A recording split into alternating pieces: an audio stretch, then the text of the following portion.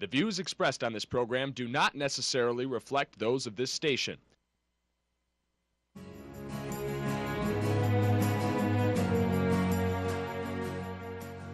Welcome to Insights into Northeast Michigan, a WBKB News public affairs program. Insights deals with the issues affecting those in the community, as well as Northeast Michigan and the state. And now, Insights into Northeast Michigan. Welcome to Insights, everyone. Today we're going to be talking about the road conditions throughout Michigan. Lately, a lot of people have been really upset with the conditions of the roads. So for my first guest today, I'm here with Doug Wilson from the Michigan Department of Transportation. How are you? Hi, good. Good. Now, first off, I kind of want to talk about our roads, of course. Now, what is our whole area here in Alpena that you guys cover? Okay, the Michigan Department of Transportation, our Alpena Transportation Service Center, we cover the 6 counties in Northeast Michigan. We go from Presque Isle County, Mount Morency, Oscoda, Alpena, Alcona, and Iosco counties. Now, when MDOT is setting the budgets for road work for the year, how do they decide which counties need or will get the most money and which ones are in the most need? Well, the Michigan Department of Transportation, we rate our roads and we look at the deterioration of the roads. And based on the condition of the roads, we apply for funding, and it goes to our Gaylord, our region office, and from our region office we prioritize which roadway projects should be fixed.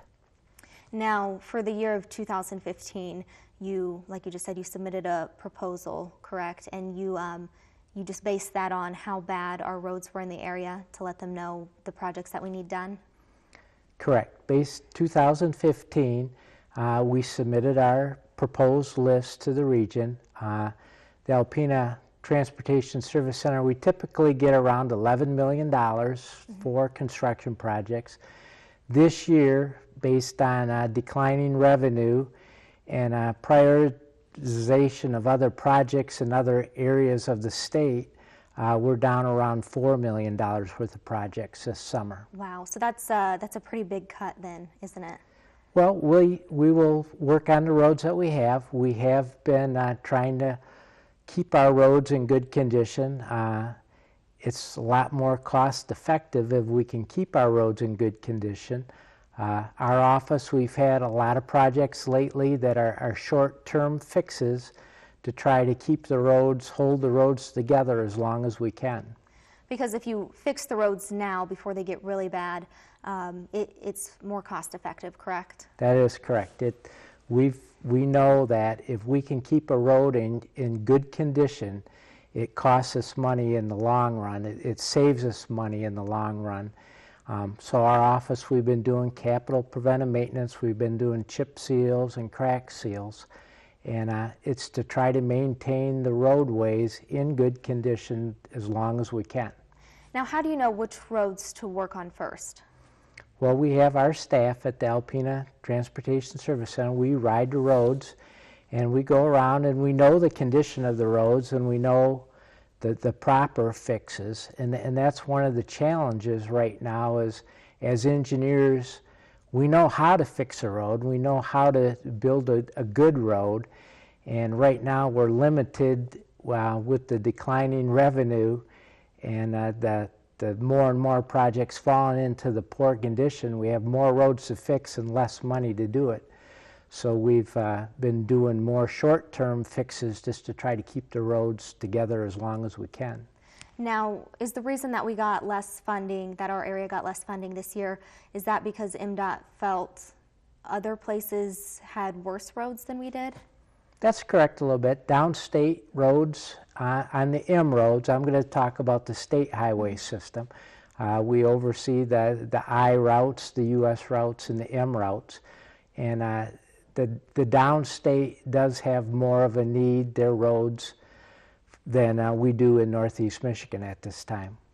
So with the less money for our budget, you try and spread that out really as much as you can, correct? And that's by, like you said, just using the seals and stuff like that for the roads at first? That's correct. The counties and the state, we're both in the same situation where with the declining revenue and the increased need for more and more roads needing fixes, we're trying to do the best we can with what we're given. Now, have the cost of projects gone up? That's true too, that every year the cost of a construction project goes up and the need goes up every year, so we're hit with it both ways, where construction projects are costing us more and we're getting less money. So it makes it a challenge for both the counties and the state to be able to do long-term major construction projects. Now, why does the cost of a project go up each year? Is that something you can't answer? Is it just... I was going to say it's the price of the concrete and the price of the asphalt, and everything is going up. Okay, so that's got to, do you find that difficult to figure out how to work with the budget and the cost of the projects in order to get all the roads patched up? It's a challenge. I mean, that's one of the things that we work at, and you know, the public demands good roads, and we know that our area up here in Northeast Michigan that is tourism, and the people that come up here want to see good roads, and you know, people expect good roads. We just have to try to find a way to maintain and fix our roads with the money we have available. Now, does MDOT have any long-term solutions for this?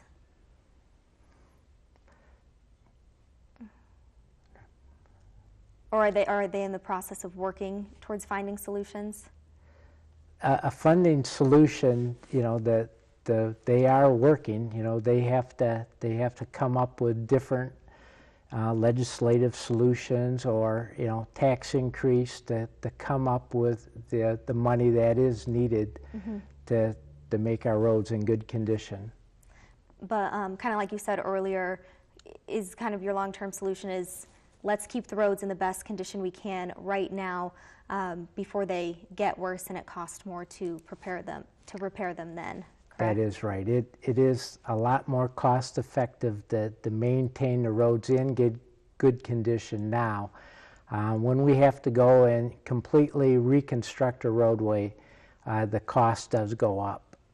And I know it's just the beginning of January 2015, but how do you feel the roads are right now in our community? The roads are in Northeast Michigan. They are declining. They are getting worse every year. We have charts and graphs that show that they are getting worse. You know, we're doing the best we can. People expect good roads, and we're trying to maintain the roads the best we can with the available funding we have. All right. Well, Doug, I want to thank you so much for being on the show today. We really appreciate it. Thank you. And stick around, because after the break, Larry Orcutt is going to talk a little bit about more of our roads here in northern Michigan.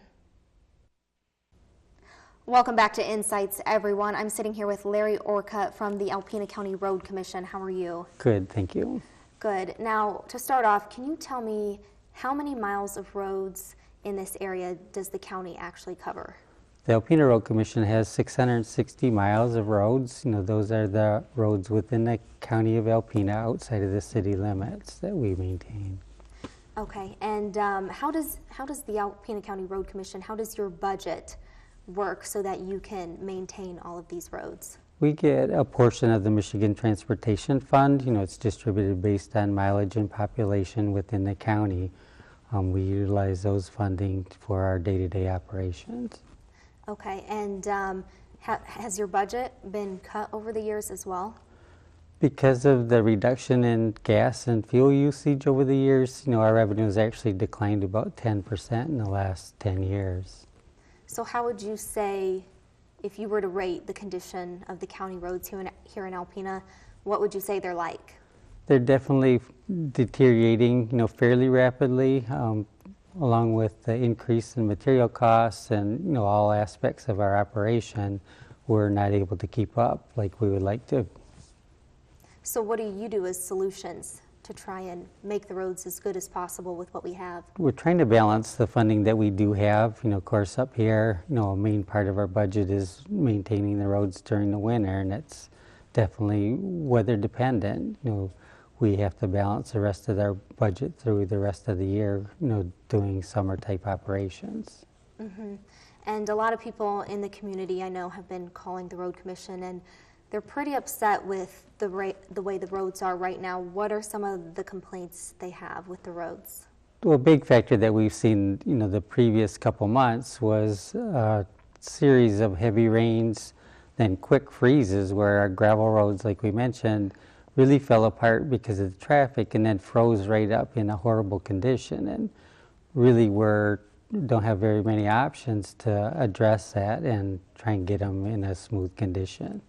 Now, what is the percentage of gravel roads we have here in the county? We have approximately 70% of our road system is gravel, so that's a major part of it. Yeah, that's quite a large percentage then.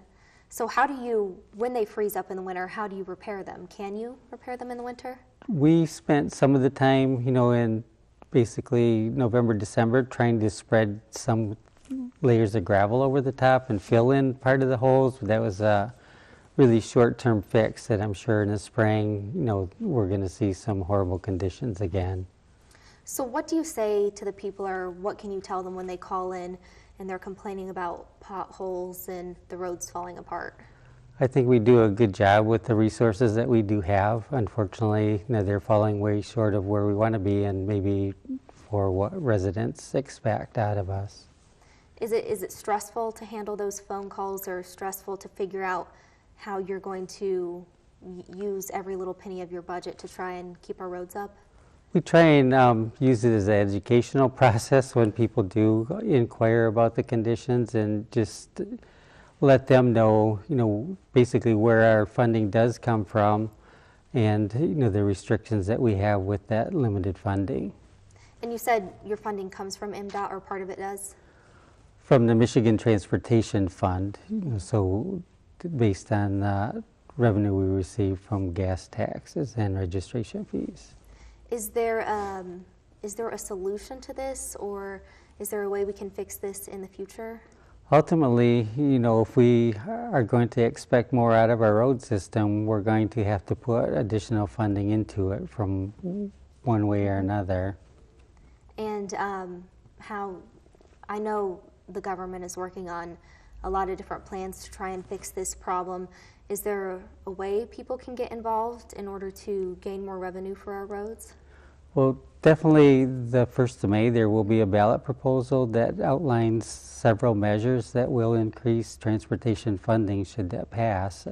I believe now it's at that point where it's going to be up to the public to decide whether or not we have a better road system or not.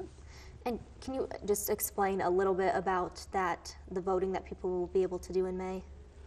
Well, there's several aspects of it, as far as changing the basic funding formula and, essentially getting all the funds that are applied at the pump to go towards the road system. Now let's talk a little bit about safety, driving safety with the roads and the conditions they're in right now. What can people do? Well, I guess, we have to use caution, especially this time of year. You see a lot of people that probably are overdoing it with speed and the condition of the roads. But I think, one of the concerns that we all have as transportation agencies is, our interest to maintain a safe road system, but are limited by the funding. Basically every aspect of our operation, whether it be the roadside mowing in the summer, grading the gravel, maintaining the pavement, or winter maintenance, is all driven by the funding that we get. So going along with that, is there a way people can, or things people can avoid to help keep the roads in contact? Well, definitely, if they didn't travel the roads, they wouldn't be in bad condition, but they're there for us to use, and we have to hopefully keep them in condition, acceptable, for the traffic that's on them. Now, if people are out driving around and they see, you know, like an enormous pothole on one of the county roads, can they call you and inform you about what's going on the roads? Absolutely. You know, we receive calls, you know, virtually every day regarding some concern or another on our road system, and we do listen to them and address them as we can. But like you said, there's only so much you guys can do with the budget you have, right? Right, but you know, examples like that with a pothole, you know, we're definitely going to respond and fix a pothole, especially in a paved road. The rest of the system, you know, it is funding related. Now, the way you repair the roads, do you as well try to repair the roads before they get into really bad conditions to keep them up? Right, you know, just like MDOT, you know, we've pretty much come to a process that we're trying to maintain the roads that we have in place. We do that through several types of preventive maintenance in the summer to maintain those surfaces, as well as on the gravel system. You know, ideally, you know, we should be reapplying gravel at least on those to make them more stable. All right. Well, thank you, Larry, for joining us today. We appreciate it. You're welcome. Thank you. And stick around, because after this, State Representative Peter Battaglia is going to join us to tell us more. Welcome back to Insights, everyone. I'm sitting here with Peter Battaglia, and he's going to dive a little bit more into the road funding and tell us a little bit more about that. How are you, Peter? Very good, and it's a complicated package, as we were mentioning. I know we've been trying to talk about it, and you've been trying to explain it to me. I know it's a little bit difficult for me to understand, and I know a lot of people in the public are having trouble understanding what's going on. So first of all, tell me a little bit about your position as chair on the Transportation Committee. Our committee structures have just came out, and the Speaker of the House has appointed me to be the chair of Transportation, which I requested. So I'm very excited about that. And you know, for the 106th district, it's very important. We have the biggest cement manufacturer in Michigan here in our district, aggregate and the rest. So, and it's concerning. So my focus is to make sure Northern Michigan gets their share of this road attention. Right, and you're going to be going through some of the bills, correct? Right. We have 11 bills in this House bill package. So there's 11 bills in the transportation package, plus there's what we'll be voting on in May is a revenue stream to take care of what we've moved in these bill packages out of the sales tax revenue stream. So there's a lot of that on the ballot proposal for May is the tax structure change. So there's a lot to go through. And as we started talking about before we got on the air, it's complicated. Yes, yes it is. Now when you go through all of these bills, is there certain things you're looking for or a few of those packages that you'll really focus on? Well, the whole reason of going through the bills is, number one, the Transportation Committee, although we're coming back with about 70% of us that have been on transportation for 1 or 2 cycles, so we have the education. But there are a lot of new members. There's 44 new members in the House, 10 new members in the Senate. So there is an education curve back in this. But the bills came out late last year, lame duck. A lot of our citizens haven't had an opportunity to really know what they are. So we're going to go through the bills, we're going to educate the House and the Senate committees, and then we're going to put a show on the road. And I'm going to be going up and down the 106th district, having town hall meetings, meeting with Chamber of Commerce's, Lions Clubs, Kiwanis groups, Rotarians, and putting on this presentation. And then all 83 counties will be moving around Michigan so people know exactly what it is. So you'll be stopping in different areas all over Michigan, Absolutely. Kind of explaining the bills to the people. I'm not going to be pro or con. It's going to be an educational trip. Perfect. I'm sure that's going to help a lot of people out trying to understand this. A lot of people don't understand what it is. This truly is a tax increase. And if you're okay with it, that's great. But understand what it all does. Now, one of the things we're going to be talking about is the wholesale gas tax. Is that correct? That is probably the number one change that is most concerning. And what we have done in Michigan, as we were mentioning, there's actually 3 taxes on gasoline in Michigan. We're very unique on that. We have 19 cents roughly that goes to the federal government, 19 cents that goes to the state government, and that's based on volume, not on the dollar amount that gallon of gas costs. Then there's another tax on it, sales tax, and that's based on the dollar amount. Now, we have done in this package is remove the sales tax off of gasoline. We've also removed the Michigan 19 cents off the gasoline and put it on the wholesale gas level. But in order to get the amount of money that is needed to be generated, which is arguably $1.2 billion, we had to put a base or a bottom on that. And at 41 cents is the base, and then that could travel with inflation 5% a year. Right now, you're paying taxes on gasoline to Michigan is only 30 cents. So gas tax will be going up if this bill package passes at today's rate at about 12 cents additional a gallon. Now, do you know how the people feel about that? Well, I polled the 106th district, and they don't like it. They didn't like the fact that they would be paying more at the pump, and they didn't like the fact that sales tax is going up. But again, education comes first before a real in-depth decision can be made. And my travel around Michigan and through the 106th district is not going to be biased. It's strictly going to bring education out. Now, another option is that to increase registration fees? Right. There's 11 bills in the package, and the two that are least favorable when I polled the area, number one, well, actually three, they didn't appreciate a sales tax increase at the pump, a tax increase at the pump. They didn't appreciate a sales tax increase, and the other one was a registration fee.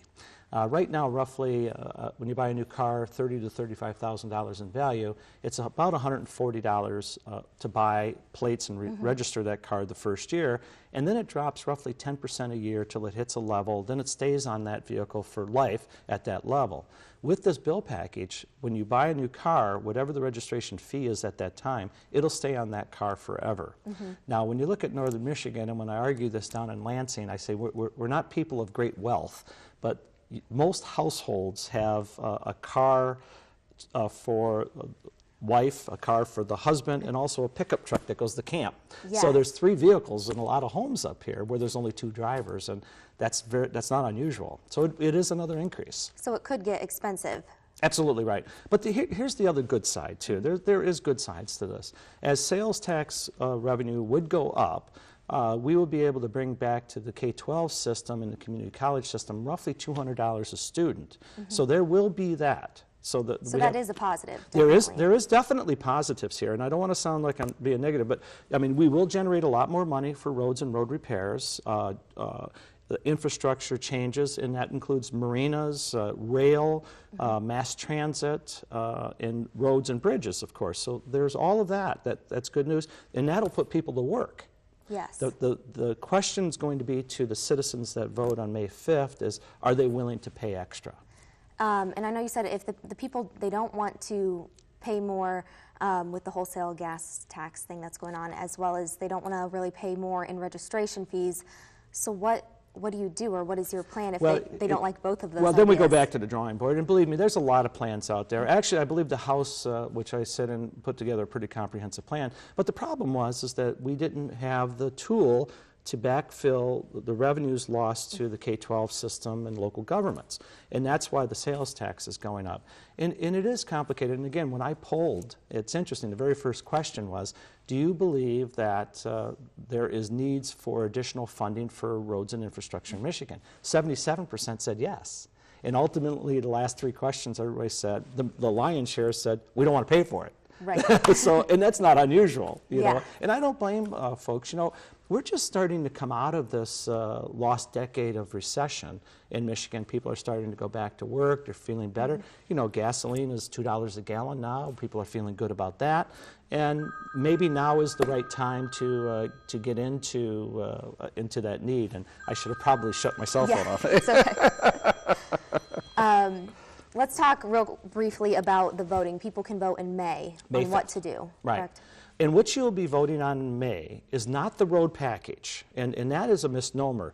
The road package is already set. We can vote on that at the legislative level. So the Senate voted first on some of the bills. The House voted first, went back and forth. Finally, the package was put together, passed the House and the Senate. And I have to say, it passed in the House by 98 votes out of 110. And that's significant. Yes, it passed out of the Senate with 37 votes out of 38 votes. So that's significant. And what we voted on is the House and Senate packaged, and the governor signed it. So the transportation package is put together. The other vote was to put the sales tax revenue vote on the ballot. Because per our Constitution, the legislative body and the governor cannot raise sales tax. That's a constitutional amendment, so that has to be voted on by the people. We can lower sales tax, but there's a ceiling, and the ceiling in Michigan is 6%. So with this vote, it would raise it to 7%. That has to go to the vote of the people. Okay, all right, Peter. It's a lot of information, and I wish we could get more into it, but that's all the time we have for today, so thanks for being with us. You bet, you bet. And be sure to tune in next week for another episode. Insights into Northeast Michigan is produced by WBKB News. If you have any comments, suggestions, or topics you would like to see on a future show, please email WBKB News. This has been a production of Thunder Bay Broadcasting Corporation. All rights reserved.